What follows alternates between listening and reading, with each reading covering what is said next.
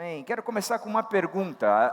A minha participação nesse encontro é responder perguntas. E eu vou ter 3 momentos para responder perguntas. A primeira pergunta é: nós fazemos parte de uma igreja local ou uma igreja para o local onde ela está? E eu queria que a gente pensasse muito nisso, porque a gente fala muito em igreja local, o que é a igreja local, a minha comunidade, a gente pensa na igreja local como esse espaço que nós nos reunimos, e aí tem gente que diz: eu não faço parte de uma igreja local, eu faço parte da igreja universal, e aí a pessoa escuta a mensagem de todo mundo o tempo todo, está na internet, não vai para a igreja nenhuma e fica assistindo cultos ao vivo da igreja fulana de tal, da igreja beltrana de tal, porque o cara, ele faz parte de tudo, mas não faz parte de nada.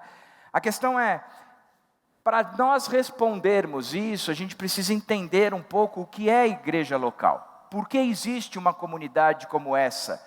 Qual a razão e o propósito de uma igreja como essa? E em cima disso, eu vou ler o texto de Atos 20, de 18 a 21, que diz o seguinte: vocês sabem que desde o dia em que pisei na província da Ásia até agora, fiz o trabalho do Senhor humildemente e com muitas lágrimas. Suportei as provações decorrentes das intrigas dos judeus, e jamais deixei de dizer a vocês o que precisavam ouvir, seja publicamente, seja em seus lares. Anunciei uma única mensagem, tanto para judeus como para gregos. É necessário que se arrependam, se voltem para Deus e tenham fé no nosso Senhor Jesus Cristo. A primeira característica, quando a gente pensa numa igreja local, e o que diferencia uma igreja local de outra, é que tem um fator que não muda. E eu vou entrar neste fator, porque muitas pessoas chegam para mim e dizem o seguinte: olha, eu estou saindo daqui, estou me mudando para a cidade tal. Será que tem uma igreja como a Ibaviva lá? Eu vou dizer: o que é que você pensa, ou o que você entende de ser uma igreja como a Ibaviva? Uma igreja como um pastor bonito como eu, não tem. Não tem, você pode rodar, não tem. É privilégio de vocês. O fato é que os outros pastores contrabalanceiam a minha beleza. Pega o Israel, feio pra caramba. Caleb, os olhos verdes do Caleb não compensam o restante. Agora eu não, eu tenho tudo, né? Se você olhar, eu tenho tudo, eu sou bonito. Agora, o que eu penso é que você olha e fala: eu quero ir para a igreja fulana de tal, eu estou me mudando, sei lá para que cidade, e lá existe uma igreja como a Ibaviva? Não. Porque a Ibaviva não é uma igreja para outros lugares, mas a Ibaviva é uma igreja aqui, para Vinhedo. Nós temos um propósito, nós temos um contexto, nós temos uma cidade, nós temos um povo que nos diferencia como igreja. Porque tem uma coisa dentro das igrejas que não pode mudar, tem algo, um fator que não muda, que ele é absoluto. E o fator é, sem dúvida nenhuma, o Evangelho. O autor está dizendo: anunciei uma única mensagem, tanto para judeus como para gregos. É necessário que se arrependam, se voltem para Deus e tenham fé no nosso Senhor. O que ele está dizendo: olha, eu anunciei uma única mensagem. Eu anunciei uma história só, um conteúdo só, uma mensagem única para gregos e judeus. Ou seja, tem algo que não muda, apesar da cultura, apesar do povo, apesar de ser grego, apesar de ser judeu, apesar de ser bárbaro, apesar de ser baiano, apesar de ser carioca, ou apesar de ser paulista, tem uma coisa que não muda. É o Evangelho. Ele diz: olha, eu anunciei essa mesma mensagem, tanto para judeus como para gregos, e é necessário que se arrependam, se voltem para Deus e tenham fé em nosso Senhor Jesus. Ele diz: olha, o que eu anunciei, o que eu falei, o que eu expliquei, a mesma mensagem, aonde quer que eu tenha ido, para qualquer tipo de pessoa, é que estas pessoas, eles precisam se arrepender, eles precisam se voltar para Deus e ter fé em Jesus Cristo. O Evangelho, sem dúvida nenhuma, ela é uma boa notícia. Quando os anjos aparecem aos pastores o anjo aparece aos pastores no nascimento de Jesus Cristo, ele diz: eis que vos trago boas novas de grande alegria, eis que vos trago o Evangelho. É uma boa nova, é uma notícia boa, é algo que nunca se escutou, é algo que precisava ser escutado, é algo que vai trazer esperança, é algo que é totalmente diferente ao que está acostumado a se ouvir. Interessante, porque nós estamos acostumados a ouvir somente notícias ruins, e na verdade, o que dá ibope, o que levanta a curiosidade é sempre notícia ruim, sempre notícia ruim. Se no Big Brother não tem pau, não tem graça, porque o que tem graça é ver o fogo no parquinho. Se não tem notícia ruim, não tem interesse. A gente ouve que o dólar subiu, que a bolsa caiu, que não sei quantas pessoas foram mortas, não sei aonde, que o seu time perdeu do time do Paraguai. Só notícia ruim, não tem nada bom. Porque a notícia ruim é algo que nós estamos acostumados a ouvir e de uma certa forma há uma predisposição, uma curiosidade para aquilo que é mal. Agora, o Evangelho é a contracultura, o Evangelho é a notícia boa, o Evangelho são as boas novas, o Evangelho vai contra toda essa negatividade que existe, dizendo: há algo bom, há algo que pode se crer e se segurar e se estabelecer com firmeza. Você pode crer nessa história. Então, se é uma notícia boa, é uma notícia que tem que ser propagada. Não é uma notícia que fica entre quatro paredes, não é uma notícia que se guarda dentro de uma carteira, dentro do bolso sentado, para que ninguém pegue, para que ninguém mexa. Não, o Evangelho é uma notícia boa e ela precisa ser comunicada. Eu comuniquei para todos vocês, sejam os judeus ou os gregos. Vocês precisam se arrepender, vocês precisam voltar para Deus, vocês precisam ter fé em Jesus Cristo. Então ele não parou de falar, porque era notícia boa. Segundo, é que é uma notícia boa porque o Evangelho ele apresenta que nós fomos resgatados. Eu gosto muito do texto de Efésios 2, que diz: nós fomos salvos. E Ele nos deu vida, estando nós mortos nos nossos próprios pecados e delitos. Aí a partir do versículo 8 ele diz, esqueci o versículo. Porque pela graça vocês são salvos por meio da fé. Pela graça vocês são salvos. Vocês são salvos. Significa que o Evangelho começa dizendo que existe uma necessidade de salvação. Quem não entendeu isso, não entendeu o que é o Evangelho. Porque é uma boa notícia dizendo: escuta, há salvação para você. A salvação. O problema é que muitas vezes a gente não entende nem o que é salvação. A gente fica olhando para a salvação dizendo: eu sou salvo em Jesus Cristo, mas é salvo por quê? O que significa essa salvação? Qual é o conteúdo da salvação? O próprio texto de Efésios, ele diz: Ele nos deu vida estando nós mortos nos nossos próprios pecados e delitos. Nós somos salvos porque nós estávamos mortos, porque o nosso pecado trouxe morte para nós. E é interessante de pensar nesse conteúdo, quando a gente vai, por exemplo, entender o que é morte no começo da Bíblia, em Gênesis.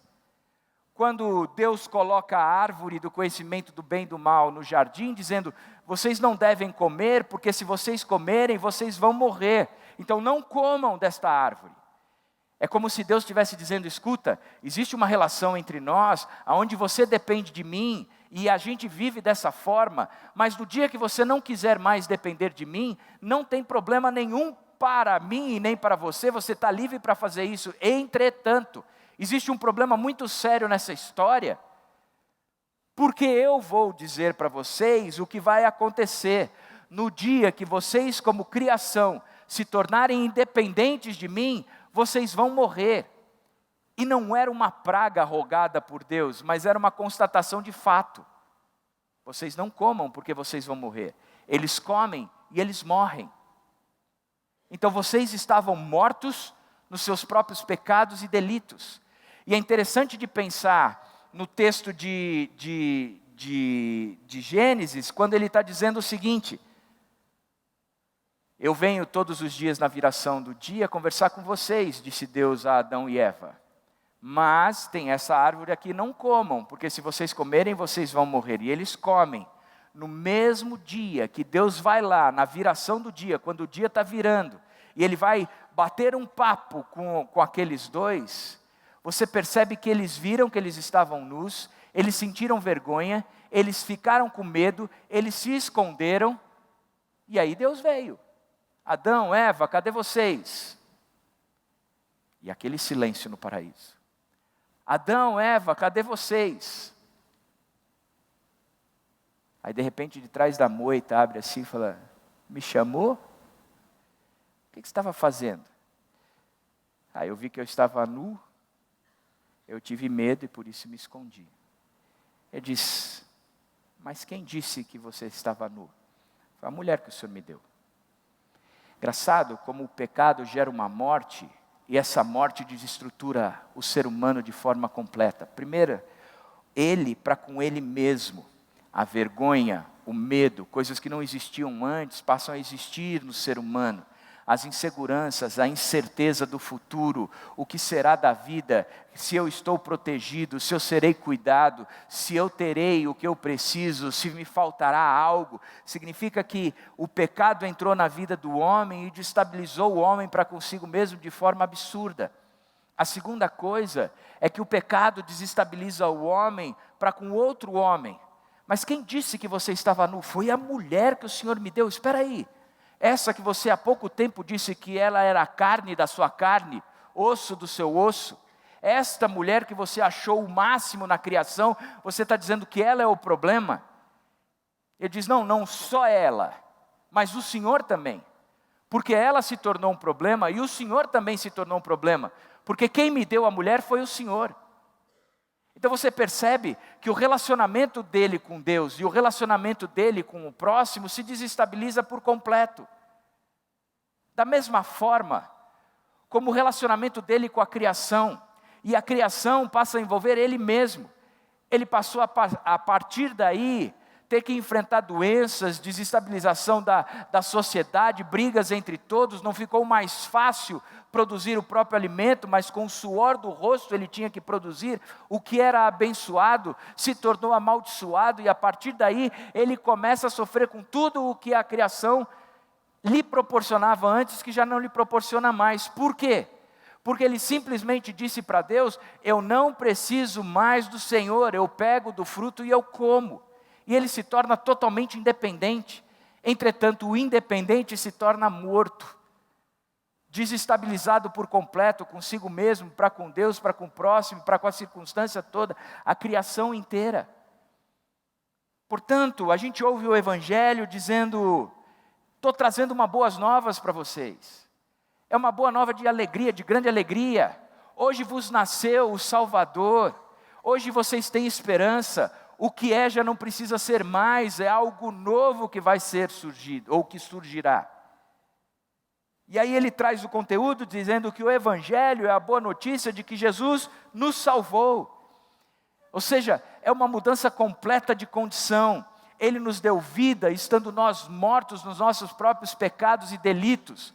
E nós vivíamos de acordo com a inclinação da nossa carne, com os valores desse mundo e a influência do diabo. Entretanto, por causa do seu grande amor e da sua misericórdia, ele nos deu vida. A condição é diferente. É algo totalmente novo. Então a gente olha para isso e entende que o Evangelho é, sem dúvida nenhuma, uma boa nova. É algo que nós precisamos comunicar, porque traz a esperança e a mudança para cada um de nós. Entretanto, o Evangelho ele muda tudo. Não é só algo que eu mudo de uma condição. Eu era da igreja fulana de tal, da religião fulano de tal, agora eu sou evangélico, porque eu acredito no Evangelho. É como se algo fosse extremamente intelectual e simplesmente racional. Ele parte por isso, mas traz uma transformação completa na vida da gente. O Evangelho ele traz uma mudança de mente, mas ela tem que trazer uma vida totalmente nova. Quem diz que entendeu o Evangelho, entretanto continua com a mesma vida, não entendeu o Evangelho e muito menos se entregou para a história do Evangelho, porque o Evangelho produz novidade de vida. Eu era assim e agora eu não sou mais, eu mudo, eu transformo. eu me torno parecido. Os meus pecados eu posso vencer porque já não domina mais no meu corpo mortal o pecado. Por isso, quando nós olhamos para o Evangelho, nós entendemos que o Evangelho muda tudo. Presta atenção. Primeiro, e aí você pode ver isso no papelzinho aí na cola que a gente entregou para vocês, que primeiro, o aspecto de cima para baixo. O Evangelho, o Filho de Deus, esvaziou-se e veio ao mundo em Jesus Cristo, tornando-se servo. Uma das coisas que nós precisamos entender sempre, é que Jesus Cristo é Deus encarnado. Jesus Cristo não é um profeta, Jesus Cristo não é um espírito de luz, Jesus Cristo não é um ser humano que evoluiu, Jesus Cristo é o Deus encarnado, e Ele se apresenta assim desde o início, desde o princípio. Era necessário Deus se encarnar, era necessário Deus vir. Agora o movimento é o Deus Todo-Poderoso, o Rei do Universo, aquele que domina sobre todas as coisas e criou tudo o que existe. Ele desce do seu trono e vem ao nosso encontro. O rei se torna servo. O Deus rico se torna um homem pobre. Aquele que era todo poderoso, o Deus do universo, se torna um homem 100% homem. Interessante. O aspecto vem de cima para baixo. E o que Jesus nos ensina é que a encarnação dele apresenta uma inversão de valores em sua administração do reino. Jesus foi o rei que se tornou servo. No reino de Jesus, os últimos serão primeiro. Portanto, os pobres, os doentes, os perseguidos, os excluídos, os perdidos serão priorizados no reino. Porque no reino, Jesus desce dos céus e vem até nós para aqueles que estão doentes. Porque os que estão sãos não precisam de Jesus Cristo. Mas Ele vem para aqueles que estão doentes. Jesus era rico, Ele se fez pobre. Era rei, Ele se fez servo. Portanto, passamos a ter uma comunidade como Jesus. Uma comunidade não mais daqueles que mandam, daqueles que brilham, daqueles que são todos poderosos. Uma comunidade que pega um pastor ou uma pessoa e coloca lá em cima. Não, nós somos uma comunidade de iguais, onde nós nos nivelamos pelo servir e não pelo status. Muita gente diz assim: André, mas você não gosta de ser chamado de pastor? Eu não gosto. Sabe por que eu não gosto? Porque no nosso mundo, na nossa realidade, no nosso país, há uma tendência tremenda de se idolatrar o líder. Da mesma forma como espiritualmente, há uma tendência violenta da gente fazer uma triangulação para chegar até Deus. Por exemplo, se você vai no espiritismo, para você chegar até Deus, você tem que passar pelos espíritos. Os espíritos vão te levar até Deus. Se você vai no catolicismo, você tem que passar por Maria, ou você tem que passar pelos santos para poder chegar até Deus. E na religião, e no meio evangélico, eu não tenho notado diferenças em relação a todos eles, porque o pessoal tem olhado para os pastores e tem colocado os pastores num pedestal como se eles fossem a encarnação do Deus hoje em dia. Está certo que eu me considero a quarta pessoa da Trindade, mas eu não quero que vocês me considerem assim. Isso é errado.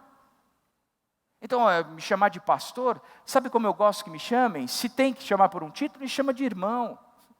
Nós estamos no mesmo patamar. A igreja aqui é a mesma coisa. Nós estamos servindo ao nosso Deus e nós temos que caminhar nessa direção. Portanto, o que nós temos que entender é que o movimento de Cristo é de cima para baixo, e da nossa igreja tem que ser de cima para baixo também, porque o Evangelho muda todas as coisas, não há quem brilhe. A comunidade brilha, porque a comunidade brilha Jesus. Segundo aspecto, é que é um aspecto de dentro para fora. Ele morreu na cruz como sacrifício substitutivo. É algo que muda de dentro. Nós estamos acostumados a crer que a nossa salvação é fruto daquilo que a gente produz ou daquilo que a gente faz. Então, eu entro numa religião e nessa religião eu preciso, sem dúvida nenhuma, executar coisas para poder alcançar um patamar, um nível espiritual desejado. Então, eu vou para a igreja evangélica e a necessidade de eu orar, a necessidade de eu ler a Bíblia, a necessidade de eu ser dizimista, eu tenho que frequentar um pequeno grupo, eu tenho que participar de todas as celebrações e agora eu ainda tenho que servir. Se eu fizer tudo isso, eu estou sendo salvo. Mentira, mentira. Não é o exterior que vai trazer salvação e trazer mudanças para a sua vida. É um engano acreditar nisso. Porque não são as coisas de fora, aquilo que está sendo produzido aqui fora, que vai trazer transformação para a sua vida, mas é o seu interior. É quando você compreende que Jesus Cristo é quem fez tudo por você. E porque Ele fez tudo por você, agora do seu interior você está livre para fazer tudo por Ele. Presta atenção. Ele diz assim: vocês só são capazes de amar porque eu os amei primeiro. Vocês só vão entender o amor porque eu os amei primeiro. É o amor que vai de dentro do seu coração, fruto da nossa relação, é que vai produzir amor do lado de fora. Mas vocês só vão experimentar amor porque dentro do coração de vocês estão experimentando o meu amor por vocês. Vocês só vão conseguir vencer os pecados da sua vida e agirem e se tornarem pessoas diferentes no dia que entenderem que a graça foi maior do que qualquer outra coisa e esse seu coração de pedra, extremamente corrupto, pode ser trocado por um coração novo dado pelo Pai. E que a partir daí as coisas novas começam a acontecer, porque do seu interior é que fluirão rios de água viva. Não tem nada a ver com o que se faz do lado de fora, mas tem tudo a ver com a transformação que Jesus Cristo produz dentro do meu coração. E o terceiro aspecto é o aspecto de frente para trás, do início para o fim. Ele ressurgiu do túmulo como as primícias ou os primeiros frutos de um mundo inteiramente renovado. O que eu e você precisamos entender do Evangelho, que muda tudo, é que o Evangelho não é uma viagem como se nós estivéssemos ansiando por ela. Já viu aquela pessoa que nunca foi para um lugar qualquer no mundo? Nunca fui para o Beach Park em Fortaleza, nunca fui para ver o Coliseu em Roma, nunca fui à Disney. E aí a pessoa começa a programar a sua viagem. E ela programa de que jeito? Daqui a 2 anos eu vou viajar, então daqui eu tenho que guardar todo o meu dinheiro. Eu tenho que comprar a minha passagem em 24 vezes. Eu tenho que comprar os ingressos do museu, do parque, ou seja lá, em 13 vezes. Eu preciso parcelar, e você fica ansiando por aquilo. E você sonha, você se prepara, vai chegando a época, você já vai começando a entrar no modo de férias, de viagem, daquele lugar que você já começa a sonhar, a querer, ansioso. Aí você passa as tuas férias naquele lugar tão sonhado, e curte aquele lugar. Mas passado o tempo, aquele lugar fica na memória, se esfria tudo aquilo, e fica simplesmente uma memória. Eu já fui lá. Mas eu não lembro como é direito, eu lembro algumas coisas, mas eu não lembro as sensações direito. E isso vai ficando para trás, e aquela empolgação toda ficou. Então às vezes a gente acha que o Evangelho, porque apontou para Jesus Cristo que veio, é como se essa viagem, puxa vida, eu não o conheço, mas de repente eu o conheci, a minha vida foi totalmente transformada por Ele, e agora eu caminho como se esse Cristo fosse algo que fosse ficando para trás. Mas o Evangelho, ele aponta para um Cristo que voltará. Ele veio como um cordeiro, mas ele voltará como o leão da tribo de Judá. Cristo, aquele que vai botar ordem nesse caos inteiro de fato, aonde ele vai reinar, implantando o seu reino de fato. Ele voltará. Portanto, eu caminho hoje, não somente pelo aquilo que Cristo fez, mas eu olho para frente dizendo, Ele virá e essa é toda a minha esperança, essa é a minha próxima viagem, eu estou separando dinheiro para isso, eu estou pesquisando quais são os lugares importantes que eu vou encontrar, eu estou me preparando para quais são os tipos de comida, o que eu quero comprar por lá, eu estou me empolgando nesse processo todo, porque Ele vai voltar. Então eu estou cheio de fogo, de barato, de vontade de ir para frente, porque eu sei que ele vai voltar. Então é de frente para trás. Ele já veio, agora eu sei que ele virá. Então eu continuo nessa direção, eu continuo nesse caminho, eu continuo empolgado, porque o Evangelho mudou a minha vida, não com uma história passada, mas principalmente com uma história presente, que se revelará ainda muito maior no futuro. Portanto, tem um fator que não muda. Se você for em qualquer igreja evangélica que se preze, que se apresente como igreja evangélica, esse fator não muda. Isso é um absoluto. O Evangelho tem que ser pregado. Porque é a esperança, é o poder de Deus, é a salvação tanto para o judeu como para o grego. O Evangelho tem que ser explicado o tempo todo. É uma boa notícia que tem que ser dada. E não adianta ir para qualquer outra igreja onde o Evangelho não seja pregado, isso não é uma igreja. Isso é um clube, seja lá o que for, mas igreja não é. Porque a igreja se fundamenta no Evangelho, nas boas novas. Jesus Cristo morreu, Jesus Cristo voltará, e Ele transforma tudo, já e para sempre. Agora, um fator não muda, mas outros dois mudam. Outros dois mudam sim. Então vamos pensar nesses outros dois. O texto de Atos diz: e jamais deixei de dizer a vocês o que precisavam ouvir, seja publicamente, seja em seus lares, anunciei uma única mensagem, tanto para judeus como para gregos. Duas coisas podem mudar. O primeiro, o fator visão, aquilo que se enxerga, como se interpreta, o que se vê pela frente. E jamais deixei de dizer a vocês o que precisavam ouvir, tanto para judeus como para gregos. Eu falei para vocês o que vocês precisavam ouvir.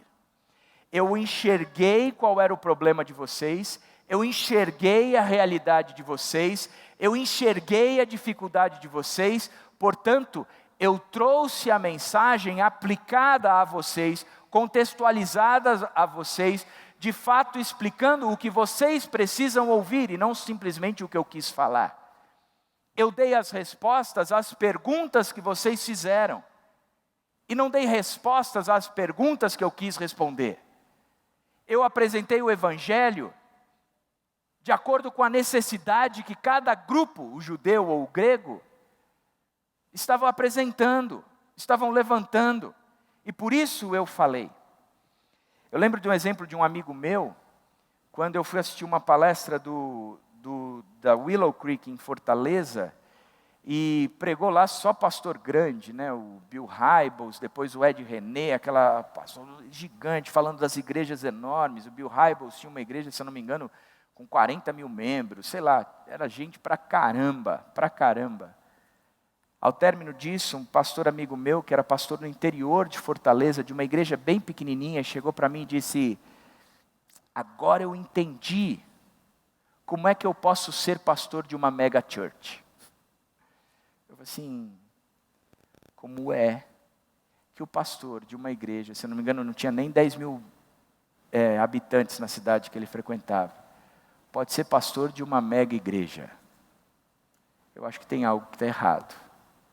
Vocês estão querendo muito mais importar um modelo do que fazer a tarefa necessária, que é responder o que aquele pessoal precisa ouvir. Nós vivemos num mundo de imitações de modelos. É mais fácil dar um Google, mudar algumas poucas palavras da pesquisa que eu fiz, e aí chegar às suas próprias conclusões, que na verdade a conclusão foi meramente um copy-paste com uma maquiagem nova. Lembro de uma vez que o Hernandes Dias Lopes veio pregar aqui na igreja, e eu cheguei para ele e falei assim: pastor, você já não sabe o quantas de vezes você pregou nessa igreja. Ele falou: eu já vim aqui algumas vezes. Eu falei: não, mas eu já preguei muito das suas mensagens. Copy-paste, adaptado, aplicado. É muito mais fácil copiar do que fazer a lição de casa. Porque fazer a lição de casa dá trabalho, exige raciocínio, suor, inteligência. O texto de Paulo diz: eu jamais deixei de dizer a vocês o que vocês precisavam ouvir, tanto para os judeus como para o grego. Eu entendia a necessidade de vocês, eu sabia enxergar para o absoluto que era o Evangelho, e olhar para vocês, e enxergando vocês e o Evangelho, o que estava discrepante entre vocês, e portanto, eu falei de acordo com o que vocês precisavam ouvir. O texto de Atos 4, ele fala de Barnabé, e Barnabé significa o filho da consolação. Ele era um levita, nascido em Chipre, que vendeu toda a propriedade que possuía, ele trouxe o dinheiro e entregou como oferta aos apóstolos. E ele se tornou um modelo de coração quebrantado. Ele tinha uma propriedade qualquer, ele vendeu aquela propriedade e ele sabia que tinham pessoas dentro da comunidade que passavam necessidade. Ele pegou toda aquela venda e ele entregou para aquela comunidade, para os líderes daquela comunidade, e disse: escuta, distribua de acordo com a necessidade de cada um. E eles distribuíram o dinheiro da venda para aqueles que estavam necessitados. Se tornou então um modelo de coração, um cara desprendido dos bens materiais, simplesmente porque o amor dele olhava para quem necessitava e dizia: eu não posso ter isso vendo meu irmão passando necessidade, então isso serve para ele, porque o pão é nosso, não é mais meu, o pão é nosso. Pois bem, o texto de Atos 4, ele continua, ele conta a história de um casal que disse: vamos copiar o modelo. O cara ficou conhecido como filho da consolação. Vamos copiar o modelo. E eles pegam a propriedade e eles vendem. Só que eles guardam parte do dinheiro e eles trazem para a liderança dizendo: escuta, vendemos o nosso terreno e estamos aqui trazendo essa grana para vocês, para distribuírem entre quem necessita. Toda a venda foi entregue aqui para vocês. Mas era mentira. Eles simplesmente estavam dando um copy-paste. O resultado é que este casal cai morto aos pés da liderança. E a Bíblia diz que nesse tempo, a igreja inteira e todos os que tomaram conhecimento do fato sentiram respeito profundo por Deus. Eles perceberam com que Deus não se pode brincar. Porque no reino de Deus, não se dá um copy-paste. O que acontece num outro lugar, não necessariamente acontece aqui. E a nossa tarefa não é copiar o modelo, mas é olhar o Evangelho e olhar a comunidade, enxergar as crises e as falas da comunidade, e naquilo que eles precisam, trazer o conteúdo que eles precisam ouvir. Gosto muito de uma fala do Tim Keller, que ele diz: oferecer às pessoas respostas bíblicas que elas talvez não queiram ouvir de forma nenhuma às perguntas sobre a vida que estão fazendo, na época e no lugar em que se encontram, numa linguagem em formas que compreendam e por meio de apelos que elas sejam capazes de sentir, ainda que, no fim de tudo, os rejeitem. Essa é a nossa função, essa é a nossa tarefa.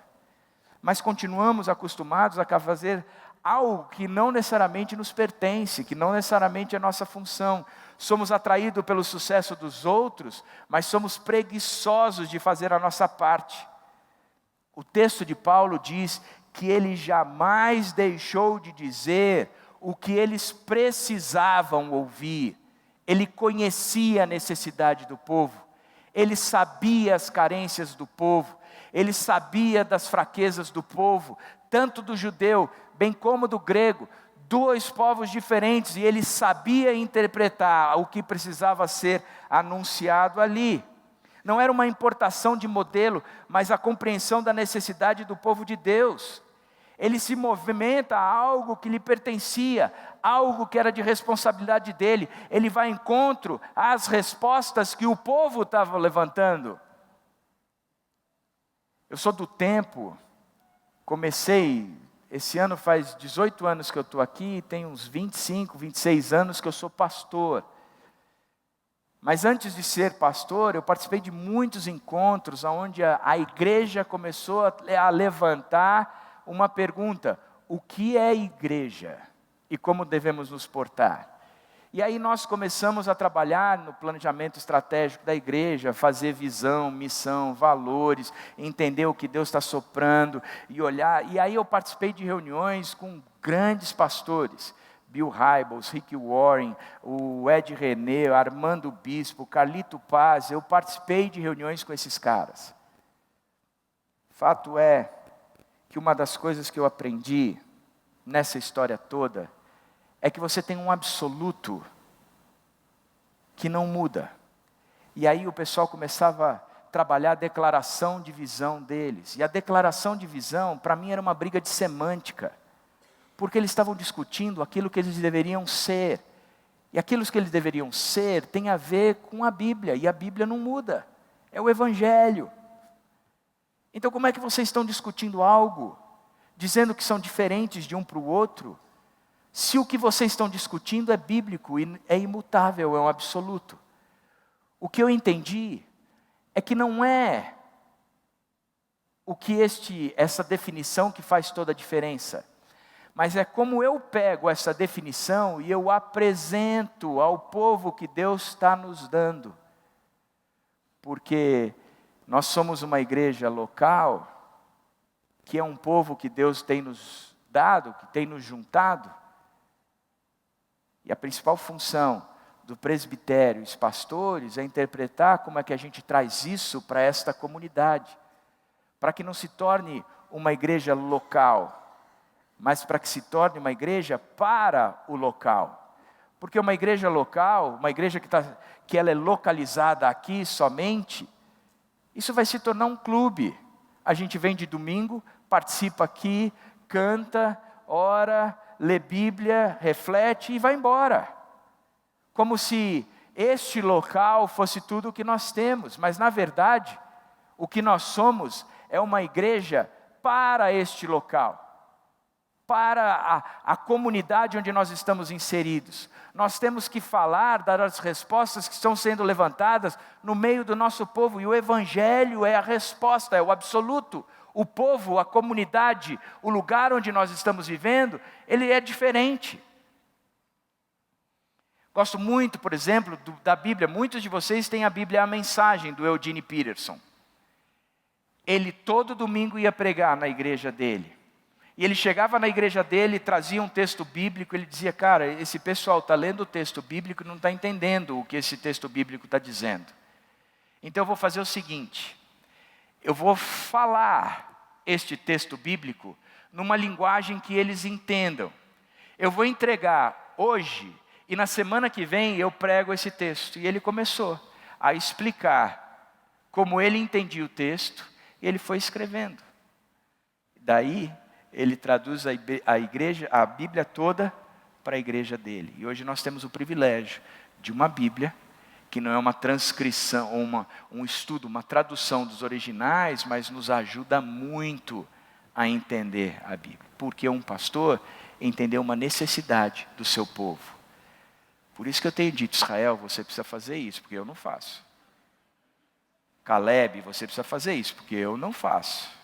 Caleb, com esses olhos azuis, precisa fazer mais do que brilhar esse olho. Precisa começar a escrever a mensagem, segundo Caleb.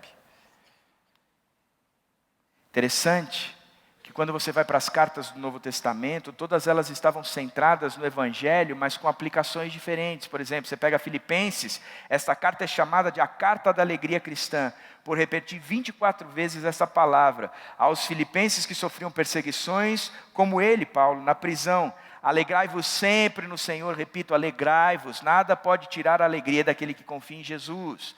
A carta aos Tessalonicenses, dos anos 50 e 51, Tessalônica, a jovem igreja estava esfriando, voltando aos costumes pagãos.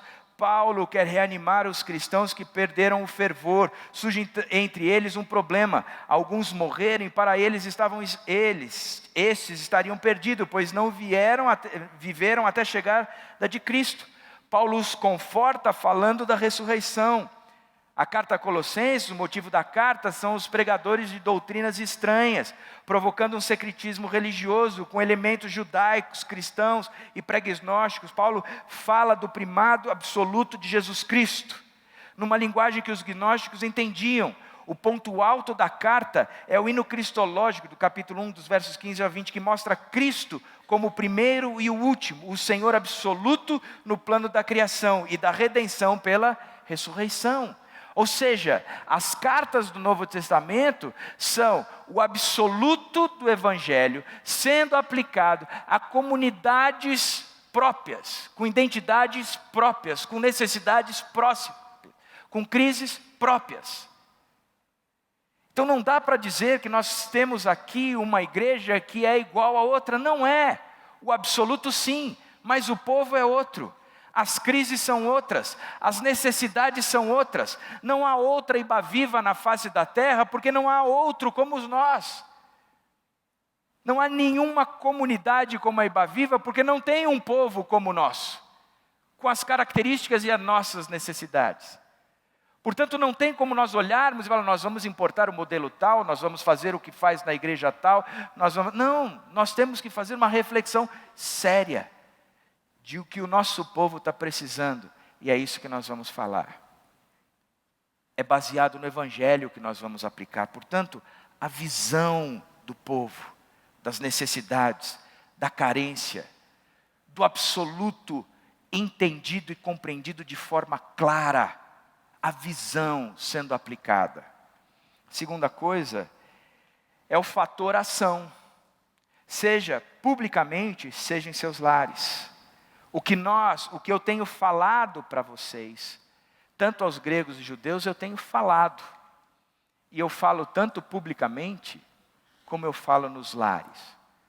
Gosto de ver que a igreja se reunia no público, no grande grupo, mas também se reunia nos pequenos grupos. Uma igreja tem que ter essa marca, tem que ter essas características. O grande grupo nos dá a capacidade, nós temos a direção, é para lá que nós vamos, mas no pequeno grupo é que acontece o pastoreio, que acontece a comunhão, que a gente reparte vida, que a gente entende o outro, que a gente carrega as cargas uns dos outros, que a gente ora uns pelos outros. Aqui é muito difícil, lá é muito mais fácil. Eu lembro que entender o Evangelho e a comunidade foi algo sempre que eu entendi que como pastor eu precisava fazer. Quando eu cheguei aqui em Vinhedo, há 18 anos atrás, a cidade era outra, totalmente diferente. Tinha alguns costumes que eu falava, gente do céu, como é que eu saí de São Paulo e vim amarrar o meu burro nesse interior? O povo fechava o comércio, alguns iam almoçar, terminavam o almoço, eles tiravam a roupa, colocavam um pijama e iam dormir. Eu falava, eu sou de São Paulo, isso não acontece. A cidade tinha característica, e ainda ela é forte nisso, mas de ser uma cidade dormitório. A maior parte do pessoal dormia aqui e trabalhava fora. Pela graça de Deus isso tem modificado.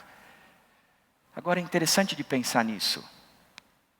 Porque você chegava aqui, eram terrenos gigantes, de casas gigantes, com piscina, com sauna, com um campo de futebol nas casas.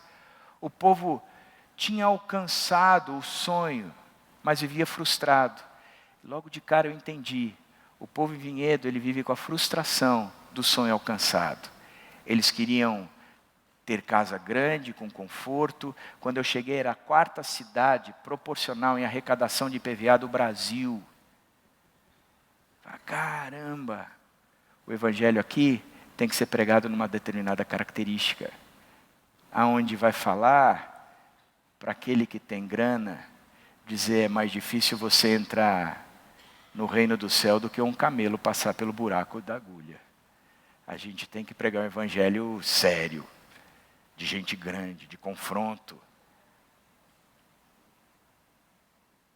Lembro sempre de algumas reclamações de um pessoal mais velho, dizendo o louvor da nossa igreja é muito alto, o louvor da nossa igreja, as músicas são muito para frente, é rock and roll pesado. Vocês, em vez de trazerem um músico mais clássico, vocês trazem o Marcelo com a guitarra dele que grita e fala, só falta ele tocar com o dente. E aí nós começamos a conversar, entendendo que existia essa. Então a gente criou o culto das 9.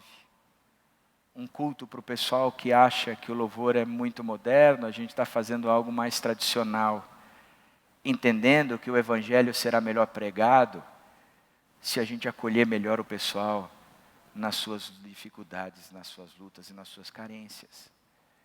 Lembro da arca, que eu sentei com a assistente social da época, algumas assistentes sociais da época, e a secretária de ação social da época, e disse: nossa igreja está aí, nós nos reunimos todos os domingos, mas a gente não tem feito nada de efetivo pela cidade.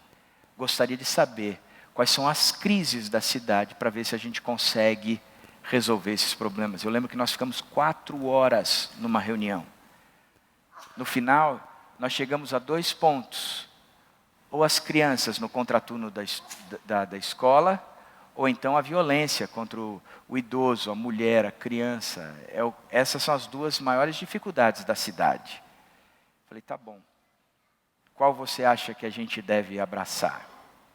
Ela disse, abraça as crianças. Naquela época, uma assistente social da própria cidade, que é a Georgia, mãe da Ângela, nos ajudou a consolidar todo o projeto, escreveu o projeto, estruturou o projeto, criou o projeto, desenvolveu o projeto e começou a aplicar o projeto. Depois entrou a Neia e aí veio toda a estrutura que a gente tem. Nós pegamos hoje em dia, a arca com quase 300 crianças todos os dias, e pela graça de Deus, algo que era totalmente dependente da igreja, hoje é uma ONG, está praticamente caminhando pelas próprias pernas, cresceu, resolvendo os problemas da cidade. Porque o evangelho resolve o problema. Nós enxergamos o problema, e aí nós fazemos, de acordo com aquelas necessidades. Gosto muito do texto de Atos, quando diz que eles distribuíam tudo o que tinham e davam entre si. E diz que as pessoas necessitadas eram supridas, todas as necessidades. A liderança daquela época sabia quem precisava do quê. E quando entrava qualquer recurso, esse recurso era replicado para aquelas pessoas.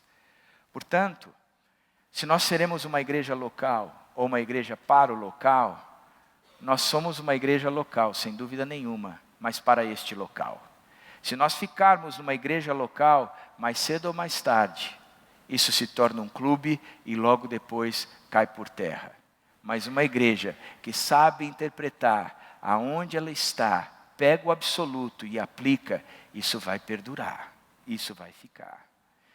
Por isso que nós temos a nossa declaração de visão, uma cidade transformada por uma igreja acolhedora que promove cura social e renovação cultural, formada por autênticos discípulos de Jesus Cristo, transformados por meio do ensino bíblico. Nós entendemos que o ensino bíblico transforma o ser humano. Nós entendemos que o ensino bíblico, ele transforma o interior do indivíduo, fazendo com que as coisas velhas fiquem para trás e tudo se torne novo. Nós entendemos que o evangelho aplicado a uma pessoa faz daquela pessoa um cidadão dos céus, que está aqui como um estrangeiro, um forasteiro, que em breve ele vai ficar ou ele mudará de fato para o reino eterno do nosso Senhor Jesus Cristo.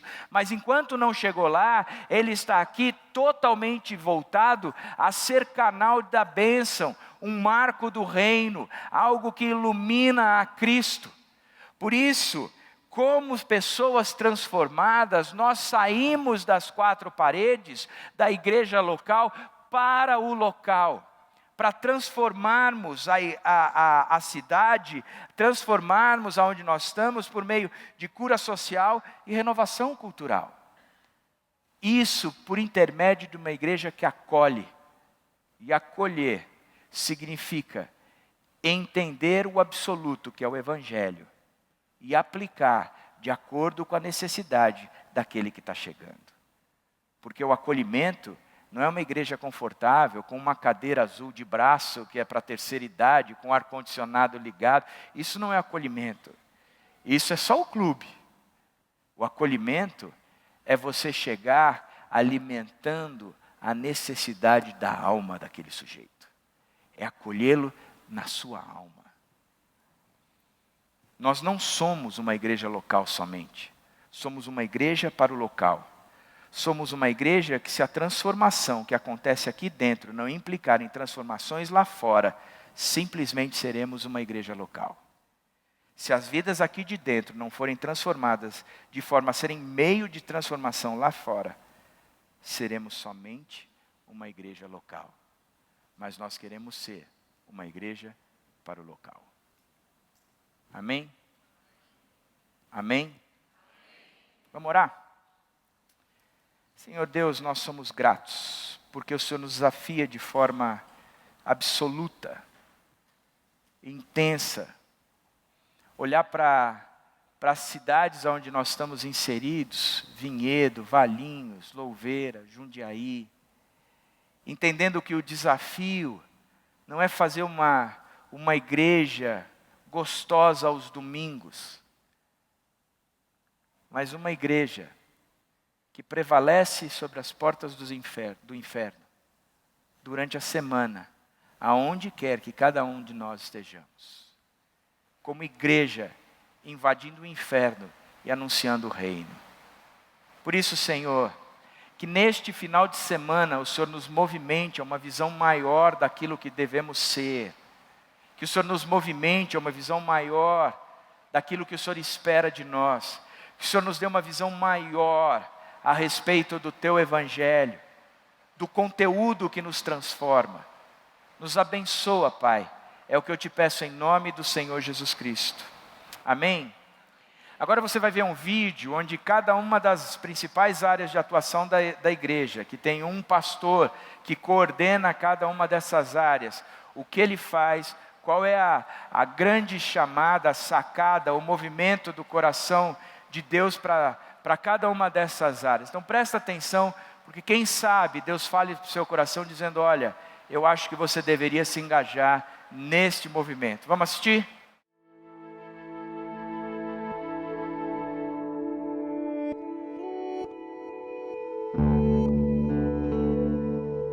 Olá, sou Caleb e sou pastor do Ministério de Conexão. Nosso objetivo é acolher e integrar aqueles que estão chegando, bem como servir de suporte e auxílio nas celebrações e eventos da nossa igreja. A razão de ser do Ministério de Conexão é acolher testemunhando o amor de Cristo, e nossos valores são amar, acolher e discipular. No Ministério de Conexão temos as seguintes áreas de atuação: Conecte, que cuida do acolhimento e a chegada à igreja; Flanelas, auxilia a chegada e logística no estacionamento; Pequenos grupos, busca fortalecer a comunhão e ensino; Família, oferece suporte e ferramentas para a edificação da família. Juntamente com os demais ministérios, buscamos sinalizar o reino de Deus através da Ibaviva. Fala pessoal, meu nome é Patrick e eu sou o pastor da área de adoração, um ministério que é composto por duas grandes áreas. A primeira é a área das artes, onde temos o louvor, bandas, teatro, dança, coral, som, backstage, projeção multimídia, celebrações e eventos como Natal e Páscoa. E a segunda grande área é a de comunicação, que abrange desde a iluminação de palco, fotografia, filmagem e edição de vídeo, até a esfera de design e publicidade, que são as publicações internas e externas, como os impressos, posts das redes sociais, do Instagram e do Facebook, como também as postagens de mensagens no YouTube, no Spotify, o site e outras plataformas digitais. Então, para ficar fácil de entender, o Ministério de Adoração é o Ministério da Arte e da Criatividade. E o nosso maior objetivo é não atrapalhar o trabalho do Espírito Santo. Por isso, a nossa missão é inspirar a Ibaviva a render-se à presença de Deus de forma atual, envolvente e alegre. Se você tiver interesse em participar deste ministério, me procura que a gente bate um papo. Eu sou Israel Mazakorati, pastor responsável pelo Ministério de Educação Cristã da Ibaviva. O objetivo da educação cristã é promover o desenvolvimento integral dos cristãos à imagem de Jesus Cristo por meio do ensino bíblico e teológico intencional.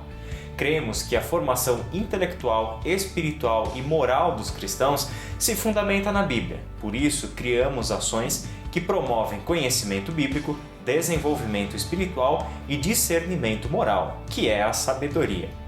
O Crescer é a principal ação da educação cristã. Ele está estruturado em um currículo de 4 anos, contemplando todas as facetas da formação cristã.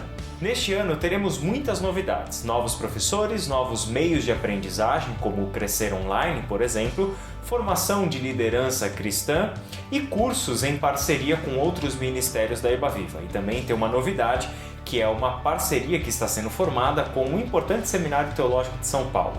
Se você quiser saber mais sobre a educação cristã, participe de nossas ações. Estamos com as portas abertas para te ajudar no desenvolvimento da sua fé. Oi, eu sou o Bruno, pastor da área de crianças. O Geração Criança atende crianças de 0 a 10 anos e a nossa missão é ser um apoio para os pais para tornar nossas crianças verdadeiros discípulos de Cristo. Todos os domingos, durante as celebrações, temos um espaço especial para bebês, crianças até 3 anos de idade e outro espaço para crianças até 10 anos. Neste momento, nos preocupamos em transmitir a palavra de Deus de modo profundo, relevante e atrativo para cada criança, numa linguagem que ela entenda. Ao longo do ano, também temos acampamento, feiras de troca de brinquedos, fórum de paz para conversarmos sobre a educação dos nossos filhos e um coral. Se você quer saber mais sobre isso e quer se juntar a essa missão, me procure. Olá, eu sou o Alan Rinaldi e vou falar um pouco sobre a nova geração. O Ministério da Nova Geração se orienta pela seguinte visão: uma geração que conheceu Jesus Cristo pessoalmente e esse encontro mudou seu coração de tal forma que se tornou profunda no saber bíblico e ousado no viver da fé. A nova geração é composta por 3 grupos separados por faixas etárias, que demos o nome de movimentos. Essa divisão de faixas etárias se assemelha muito às etapas da educação escolar. O objetivo é servir como uma base de apoio e orientação para que os jovens possam enfrentar os desafios que o mundo apresenta, baseados nos valores do Evangelho. O primeiro movimento chama-se Geração Farol, mais conhecido por GF. Neste movimento, agrupamos os jovens de 11 a 13 anos. Os encontros dessa turminha tão especial acontecem aos domingos, às 11 e às 19 horas.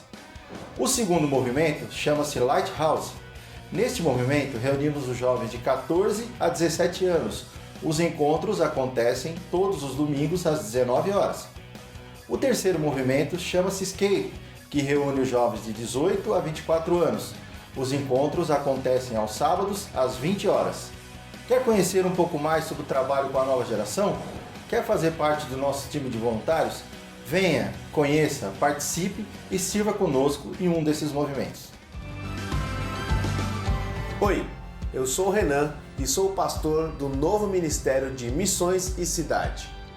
Aqui nós agimos para que a igreja exerça o seu papel missionário e social, servindo as cidades ao seu redor até os confins da terra, proclamando o Evangelho de Cristo e expandindo a igreja local. Para cumprir essa visão, dividimos esse ministério em 4 partes. O primeiro movimento é o compromisso missional. Esse movimento cuida de todas as ações missionárias da igreja. O cuidado e investimento com os nossos missionários transculturais, cuida da gente ser uma igreja que não apenas faz missões, mas que vive missões, despertando a consciência missionária que tem em cada membro da Ibaviva. O envolvimento social é o segundo movimento. Aqui é a Ibaviva cumprindo a sua visão de cura social e renovação cultural na cidade de Vinhedo e nos seus arredores. O terceiro movimento é a proclamação do Evangelho. Cuidar para que a igreja seja evangelista em tudo que ela faça. Trabalhar para que cada membro tenha a habilidade de compartilhar o Evangelho com clareza e com exatidão. E trabalhando em sinergia com os outros ministérios da Ibaviva. O quarto ponto é a expansão do reino. Nós queremos expandir o reino de Deus através da implantação de novas igrejas em locais estratégicos. Também revitalizar e dar suporte a igrejas locais já existentes e aos seus jovens pastores. Vem fazer parte desse ministério, você vai gostar.